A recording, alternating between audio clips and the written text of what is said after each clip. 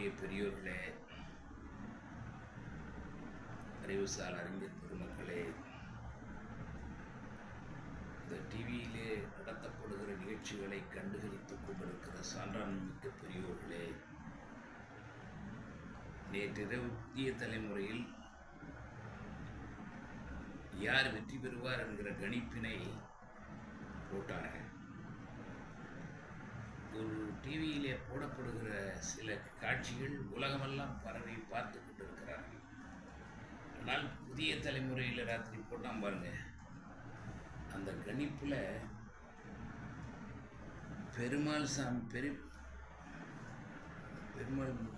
பெருமாள் மணின்னு ஒருத்தன் பேசுகிறான். அவன் பைத்தியம் பிடிச்சவன் மாதிரி பேசுகிறான். விஜய் தான் ஜெயிப்பான், திமுக 2வது இடமோ 3வது இடம்னு தெரியல. என்னடா உலகம் குடிச்சிட்டு நிற்கிறானா இவன், கண்ணு தெரியல அந்த பயலுக்கு. ஏங்க அந்த பெருமாள் மணின்னு ஒருத்தர், அதில் பேசினவர்களில் எல்லாம் விஜய்க்கு வேண்டிய பேர் தான். மணியும் சரியாக இருக்க மாட்டாத ஆள் தான். அதே மாதிரி துரைசாமியும் இப்படி தான் இருப்பான், ரவீந்திரன் துரைசாமி. ஆனால் அதில் ஒரு இளைஞர் பேசுகிறார், அவன் மட்டும்தான் நிறைய சரியாக பேசினார், நாட்டு நடப்பை பேசினார். மணிக்கு எப்பொழுதுமே திமுகவுக்கு எதிராக பேச வேண்டும் என்கிற மனநிலை மட்டும்தான் உண்டு. மணியை பொறுத்த மட்டில் வேறொன்றும் இல்லை. மணிக்கு திமுகவை எதிர்த்து பேச வேண்டும், அதற்காக பேசுகிறவன் தான் மணி. அப்படிப்பட்ட மணி கூட கொஞ்சம் பேலன்ஸ் பண்ணி தான் பேசினா, இதனால் திமுக தான் ஆட்சிக்கு வரும்னு சொன்னான். இந்த பெருமாள் மணின்னு ஒருத்தனை போட்டான் பாருங்க, அவன் பெரிய சங்கி பைய, இந்த மூத்திரம் பிடிக்கிற பைய போட்டிருக்காங்க. அவன் மூத்திரம் குடிச்சிட்டு தான் வந்திருப்பான் உங்களுக்கு. அவன் விஜயை பெருசாக பாராட்டுறான். ஏண்டா எம்ஜிஆருக்கு ஈக்குவல் அவன் தாங்கிறான்டா. ஏன்டா கம்யூனிட்டிங்கள எப்படி எம்ஜிஆர் ஆக முடியும் சொல்லு? எம்ஜிஆர் ஒரு மாபெரும் அரசியல் வள்ளல்ல, கொடுத்து கொடுத்து சிவந்த கரன்னார். யார் சொல்கிறார்? கிருபானந்த வாரியார் சொல்கிறார். எம்ஜிஆருடைய பாராட்டு விழாவில் சொல்கிறார், கொடுத்து கொடுத்து கை சிவந்த குமணன்னு சொன்னார். நீ விஜயை போய் எம்ஜிஆருக்கு ஈக்குவலாக அடுத்த ஒரு தலைவர்னு சொல்கிறீங்களே, எப்படி சொல்கிற? எப்படிப்பட்ட உன்னுடைய அறிவு வஞ்சகத்தனம், உன்னுடைய அறிவற்றத்தனத்துக்கு யாரா பொறுப்பு? சொல்லுங்க, நினைச்சு பாருங்க. எம்ஜிஆர் ஒரு தலைவர்னா ஒரு பயிற்சிடா. 20 ஆண்டு காலம் திராவிட முன்னேற்ற கழகத்தினுடைய எல்லா நிகழ்ச்சிகளிலும் கலந்து கொண்டு, மாநாடுகளில் எல்லாம் கலந்து கொண்டு, இந்த சமுதாயத்தை நல்வழிப்படுத்த வேண்டும் என்கிற சிந்தனையின் அடிப்படையில் திமுகவில் இருந்தோம். திமுகவில் நாடோடி மன்னன் படத்தை பார்த்துருக்கியா? அதை அவர் எழுதிய அந்த புரட்சி எவ்வளவுடா, அதுதான் இன்றைக்கு நடைமுறையிலே காணப்படுகிறது. எம்ஜிஆர் அன்றைக்கு நாடோடி மன்னனில் செஞ்சார். 50 வருஷத்துக்கு முன்னாடியே, 50-60 ஆண்டுகளுக்கு முன்னால் எம்ஜிஆர் நடித்த அந்த காட்சிகள் தான் இன்றைக்கு நடைமுறைப்படுத்தப்படுகிறது. அதை கனவு நிகழ்ச்சியாக நினைத்தோம். ஆனால் இன்றைக்கு நனவாக்கப்பட்டிருக்கிறது. இன்றைக்கி தமிழ்நாடு வளர்ந்துருக்கிறதுனா திமுகவில் தாண்டா, திராவிட இயக்கத்தால். இந்த பெருமாள் மணி போன்ற விவரம் தெரியாத பயலோட ஏண்டா இந்த டிவியில் கொண்டு வந்து விட்டுட்டு உலகமெல்லாம் பார்க்கிற நிகழ்ச்சி இது. அப்படிப்பட்ட அந்த நிகழ்ச்சிக்கு பெருமாள் மணி மேலே உருப்படாத பயலெல்லாம் கொண்டு வந்து போட்டு அவன் சொல்கிறான் விஜய் தான் ஜெயிப்பான், திமுக தோற்று போடுவான். அதுவும் திமுகவை 2வது 3வது நிலையாங்கிறான். இதை எப்படி சொல்கிறான் அவன்? அவனுக்கு எந்த வஞ்சக குணம் இருந்தால் இதை சொல்லுவாங்க. திமுக இன்னைக்கு எந்த நிலையில் இருக்குது? அதனுடைய தலைவர் இருக்கார முத்துவேல் கருணாநிதி ஸ்டாலின் என்கிற அந்த புனிதமான மனிதன், அவருக்கு இணையாக இல்லைன்னு ஒவ்வொரு மாநிலத்து தலைவர்கள் சொல்கிறான், மக்கள் சொல்கிறான், இந்தியா சொல்லுகிறது. தெரியுமா உனக்கு? ஆனால் அதை பார்த்து திமுக தோற்று போடுமா? எப்படா தோக்குங்கிறீங்க? எப்படி தோக்கும்னு என்ன நடக்கலை, என்ன செய்யலை, என்ன நீங்கள் உங்கள் திட்டத்தை யாரும் சொல்ல, இதை செய்யலைன்னு சொல்லு. ஒன்றுக்கும் உதவாத பையெல்லாம் சேர்ந்து ஒரு ஒரு டிவியை நடத்துகிறான். அதான் புதிய தலைமுறை. புதிய தலைமுறைலாம் இதெல்லாம் பண்ணினா டிவி ஓடாதுங்க மேன். அதில் ஒரு நெறியாளன் ஒரு பையன் இருக்கான், இரா விஜயன். அவன் உருப்படாதவன்ல 1ஆம் நம்பர் பையங்க அவன். நெறியாளர் தந்தியில் ஒரு பெண் பேசுவார், ஒரு பெண்மணி பேசுவாரியா நெறியாளர். ஒவ்வொரு தவறையும் உடனே தவிர்ப்பார். இதெல்லாம் இப்படி பேசாதீங்கன்னு அந்த அப்பாவே யார் பேசுகிறானோ, யார் தவறாக பேசினாலும் உடனே சுட்டு காட்டுவார். அந்த அரங்கத்தில் பேசுகிறவர் ஒவ்வொருவரையும் சுட்டி காட்டிக் கொண்டே போவார். அவதான் நெறியாளர். இந்த இரா விஜயன் எப்படி நெறியாளராக முடியும்? சோங்கினி பையன் மாதிரி உட்காந்துருக்கா. எதையாவது தடுத்தானா, நீ சொல்கிறது தப்பு, திராவிட முன்னேற்ற கழகத்தை நீ இவ்வளவு குறைத்து பதுக்கி விடாதேன்னு சொன்னானா? சொல்லலையே. இது உலகமெல்லாம் பார்க்கிறார்கள். ஆனால் மணி இப்படி அப்படி இப்படி குழப்பி, மணிக்கு இயல்பாக திமுக பிடிக்காது. மணியினுடைய கொள்கை என்ன? திராவிடத்தை எதிர்க்கிற ஒரு கொள்கை. ஏன் அவெல்லாம் வருத்தப்படுறான்னா, இந்த சமூகம் வளர்ந்து விட்டது.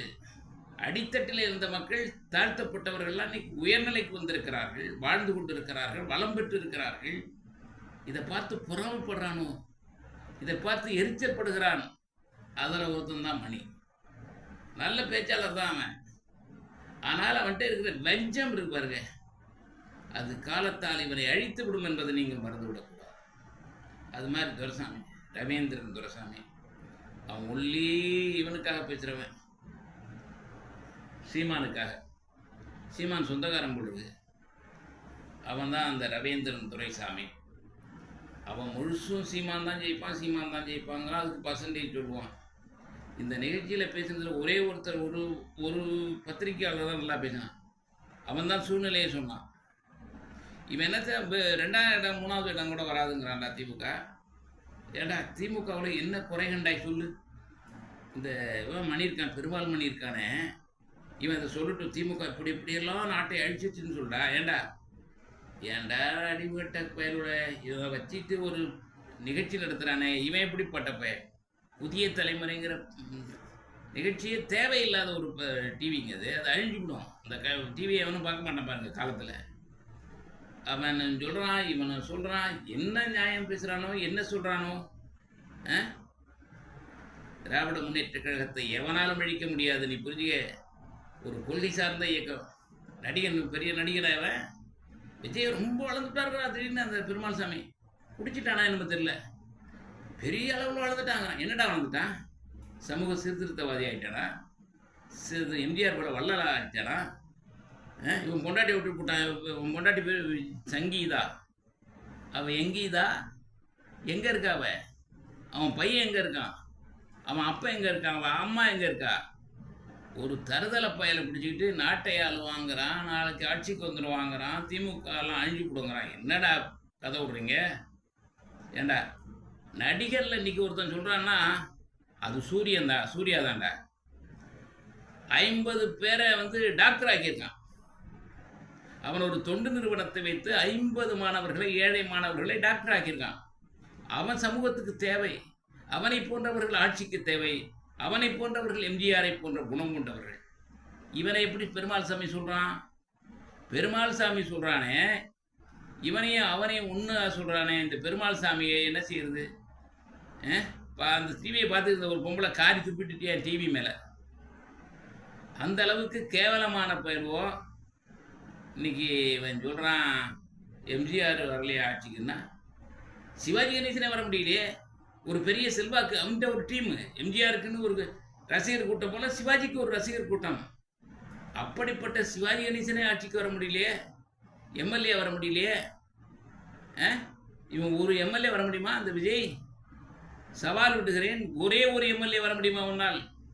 இவன் என்ன கூட வெற்றி பெற முடியாது நண்பர்களே. இவன்லாம் சுய வாழ்க்கையிலே ஒழுங்கு இல்லாதவன். இந்த பக்கம் கிருத்திகாவை அழைச்சிட்டு போகிறான், அந்த பக்கம் திரிஷாவை அழைச்சிட்டு போகிறான், ஃப்ளைட்டில் அழைச்சிட்டு போகிறாங்க. இவன் சுய வாழ்க்கையிலேயே ஒழுங்கு இல்லாதவன், ஒரு நெறி தெரியாதவன், ஒரு சமூக பற்று இல்லாதவன், மக்களை பற்றி புரியாதவன். அவன் கூட்டத்துக்கு வந்திருக்கானா 25,000 பேர் இருக்கும். 4 லட்சங்கிறான், 5 லட்சம், 10 லட்சம். எத்தனை நாக்காளி போட்ட நீ? ஏண்டா எத்தனை நாக்காளி போட்ட? அந்த நாக்காளி போட்டதே எல்லாத்தையும் நொறுக்கிட்டு போட்டான். அவன் அழுகுறான். இந்த நாக்காளி கொடுத்தானே அந்த கம்பெனியே, அவன் அழுகுறான். எல்லாத்தையும் நொறுக்கிட்டு போட்டான். இப்படிப்பட்ட நெறி இல்லாத, முறை இல்லாத அரசியலை நடத்துகிற இந்த விஜயை பார்த்து ஒரு பெரிய ஆள் அவன் ஆட்சிக்கு வந்துடுவான், நாளைக்கு திமுகலாம் 2வது இடமோ 3வது இடமோ போயிடும்னு சொல்றியே. எந்த அடிப்படையில் சொல்கிற? திராவிட இயக்கம் ஃபண்டமெண்டல் அடிப்படையாக வளர்க்கப்பட்ட இயக்கம். நீ புரிந்து கொள். இந்த நெறியாளர் இருக்கான விஜயன், அவன் புரிந்து கொள்ள வேண்டும். அவன் எருமாடு மேய்க்கிற பையன் மாதிரி உட்காந்துருக்கான். அவன் தடுக்கணுங்க. ஒரு தப்பை சுட்டி காட்ட வேண்டும். நீ பேசுகிற தவறுன்னு பேசுவோம். அந்த தந்தி டிவியில் ஒரு பொம்பளை பிள்ளை பேசும், அது மாதிரி கலைஞர் டிவியிலே அப்படி பேசும், சன் டிவியில் பேசும்போது அப்படி பேசும். இவன் எதுவுமே பேசாமல் பேசுகிறவனை பார்த்து ரசிக்கிறான்னா இது என்ன சமூகத்தில் பெரிய குழப்பத்தை ஏற்படுத்த பார்க்குறான் ஐயா. இந்த சங்கிகள், இந்த மூத்திரம் குடிக்கிற செட்டு இந்த சமூகத்தை அழித்து விடுவதற்கு நினைக்கிறார்கள். அதெல்லாம் உங்களாலும் முடியாது, கொப்பனாலும் முடியாது. டேய், சமூகத்தில் முட்டாள்கள் இருக்கிறான், சின்ன பையன் இருக்கான். இந்த சமூகத்தை அழிப்பதற்கு தானே விஜய் போன்ற ஆளுங்க வந்திருக்கான். வெற்றி பெற முடியாது. தேர்தலோட இவன் காலி பண்ணிட்டு போயிடுவான். நீ என்ன சிவாஜியா, நீ என்ன ரஜினியா, நீ என்ன இவர் கமல்ஹாசனா? கமல்ஹாசன் நடிப்புக்கு நீ இறையாவையா? கமல்ஹாசனே நிற்க முடியலையே. நீ இவன் சொல்கிறான் விஜய் ஆட்சிக்கு வந்து விடுவார், திமுக 2வது இடமும் 3வது இடமுங்கிறான். திமுகவில் என்ன குறை கண்டா சொல்லு, இதெல்லாம் குறைன்னு சொல்டா. மக்கள் தேவைகளை, அடித்தட்டு மக்கள், பெண்களுக்கு 1000 கொடுக்குற திட்டம் இருக்கு. சாதாரண திட்டமா? திமுக தருகிற ஒவ்வொரு திட்டத்தையும் ஒவ்வொரு மாநிலங்களும் என்று ஏற்றுக்கொண்டிருக்கிறார்கள். ஒவ்வொரு மாநிலத்திலும் உள்ளவன் அந்த திட்டத்தை கொண்டு போகிறான். மோடி பார்த்துட்டு பொருளாதாரம் நஷ்டமாக போயிடும், இப்படி தனி மனிதர்களுக்கு ஒன்றுமே கொடுக்கக்கூடாதுன்னு சொன்ன மோடி இந்த திட்டத்தை திருடி செல்கிறார். புரிந்துகொள். புதிய தலைமுறையினுடைய நெறியாளராக விஜயன் அவர்களே புரிந்துகொள். இதெல்லாம் நீ நெறிப்படுத்துகிறவன் தான் நெறியாளர். சும்மா எருமாடு மேய்க்கிறவன் மாதிரி உட்காந்துருக்கிறது நெறி இல்லை. இந்த நெறிகளை, இந்த தவறு பேசுகிறவனே இதெல்லாம் தப்புப்பான்னு சொல்லணும். இது இந்த ஆட்சியில் இந்த நன்மை இருக்கிறதுங்க நீ சுட்டி காட்டணும். பெருமாள் சாமி மாதிரி அவ்வளோ விடாதீங்கடா அந்த டிவியில். இந்த டிவியினுடைய மரியாதையே போயிடும். நாங்கள்லாம் பார்க்கணும்னா அந்த டிவியை நீ பார்ப்பதற்கே யோகிதை இல்லையே. ஆகவே பொதுமக்கள் புரிந்து கொள்ளணும். இன்னைக்கு நடிகர்னா யார்? உதயநிதி நடிகர் இல்லையா? அவர் நடிகர் இல்லையாடா? விஜய் மட்டும்தான் நடிகனும், அவன் மட்டும்தான் அற்புதமான மனிதனும். ஏண்டா சூர்யாவை பாடுறா, அவனுடைய தொண்டு மனத்தை பார். அவன் எம்ஜிஆரை போன்ற உள்ளம் கொண்டவன். இவன் ஒரு ஃப்ராடு பயடா. இந்த ஃப்ராடு பயலை தூக்கிட்டு ஆடுறீங்களே நாய்களே, இந்த சமூகத்தை கெடுத்து விடாதீர்கள். உங்களால் முடியாதது இருந்தாலும் ஏண்டா புலம்புறீங்க கிடந்துக்கிட்டு? ஆகவே இதை நான் கண்டிக்கிறேன். நீ எப்படித்தான் காரணம் போட்டாலும் சரி, திராவிட முன்னேற்ற கழகத்தை எவனாலும் அசைக்க முடியாது. இது ஃபண்டமெண்டலாக உருவாக்கப்பட்ட இயக்கம். 100 ஆண்டுகளை கடந்திருக்கிற இந்த இயக்கத்தை இவன் அழிக்க முடியாது. வாரிசு அரசியலுங்கிறானோ, வாரிசு அரசியல் இல்லைன்னா இன்னைக்கு திமுக அழிச்சிருப்பானோ. அவனுக்கு சொல்கிறது ஏன் வாரிசு அரசியல்னு சொல்கிறான்னா, திமுகவை அழிப்பதற்கு ஒரு பெரிய ஆயுதம் அது. இப்போ நம்முடைய முத்துவேல், கருணாநிதி, ஸ்டாலின் என்கிற அந்த மனிதன் இல்லைன்னா இன்னைக்கு தமிழ்நாட்டில் எவனால் ஆள முடியும் சொல்லு? இவன் ஆள முடியும்? இப்போ இந்த எடப்பாடி பழனிசாமி வந்தால் 4 ஆண்டு காலத்தில் மாநிலத்தினுடைய உரிமைகளை எல்லாத்தையும் தாரை வார்த்து கொடுத்தவனாச்சு அவன். இவன் நீட்டுக்கு கையெழுத்து போட்டவன் தானே, உதய மின் திட்டத்துக்கு கையெழுத்து போட்டவன் தானே. இதெல்லாம் பண்ணவன் அந்த இவன் தானே அதிமுகவில் பொதுச் செயலாளராக இருக்கிற அவன் தானே போட்டு கொடுத்தான். இப்படிப்பட்டவன்லாம் அந்த நாட்டை ஆள முடியுமாடா? ஒரு கொள்கை மிக்க தலைவனை, ஒரு கொள்கை மிக்க இயக்கத்தை எடப்பாடி பழனிசாமியை பெரிய ஆள் நினைக்கிறான். எடப்பாடி பழனிசாமி அவன்கிட்ட கூட்டணி வரனாடா? இதெல்லாம் தெரியவனா? ஒரு கூட்டணி மக்களே, மற்ற கட்சிகளே வந்துட்டு கூட்டணிக்கு வர மாட்டேங்கிறான். இவன் வெத்து வெட்டுங்கிறான். இவன்கிட்ட இருக்க ஓட்டு எவ்வளவு புரிஞ்சுக்கிட்டு இருக்கான். இந்த நிலையில் அவன் வருவாங்க. எப்படி வர முடியும்? 4 ஆண்டு காலத்தில் தமிழ்நாட்டுடைய உரிமைகளை எல்லாத்தையும் பிஜேபி கிட்ட விட்டாங்க. இப்போ இந்த முறை ஆட்சிக்கு வந்துட்டான்னு வச்சுங்க, வர முடியாது சொல்கிறேன். வந்து விட்டால் இந்த மாநிலத்தில் இந்த இந்தி மொழியை கொண்டு வந்துடுவான். பிஜேபி சொல்கிறத கேட்பாங்க.